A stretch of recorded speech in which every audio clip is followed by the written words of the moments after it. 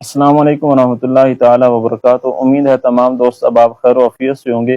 ایک بہت ہی اہم بات میں عرض کرنے لگا ہوں، بھرپور توجہ کے ساتھ سماعت کیجیے گا کہ اگر آپ مینڈک کو اٹھا کر مخملی کرسی پر بھی بٹھا دیں، سونے کی کرسی پر بھی بٹھا دیں، پھر بھی وہ دلدل میں جانا پسند کرے گی، کیونکہ اس کی فطرت میں کیچڑ دلدل ہی لکھی ہے اور گندگی میں ہی لکھا ہے کہ اس نے وہاں پر ہی رہنا ہوتا ہے۔ یعنی کچھ دوست ایسے ہوتے ہیں، کچھ من پسند شخص ایسے ہوتے ہیں کہ اگر آپ ان کو عزت دینا ہی چاہیں اور ان کو پیار اور محبت دینا ہی چاہیں تو وہ اس قابل نہیں ہوتے کہ وہ آپ کی عزت کو سمجھ پائیں، بلکہ ان کی تلاش آپ کی خامیاں ہوتی ہیں، یا ان کی فطرت میں یہ لکھا ہوتا ہے کہ وہ پیسے سے محبت کرتے ہیں، مال دولت سے محبت کرتے ہیں، حقیقت میں آپ سے محبت نہیں کر رہے ہوتے۔ جب بھی آپ ان سے ہاتھ تنگ کریں گے مال و دولت کے اعتبار سے تو وہ فوراً آپ کو چھوڑ جائیں گے، کیونکہ ان کی فطرت دلدل میں رہنا ہے، وہ دوستی کے قابل ہی نہیں ہے۔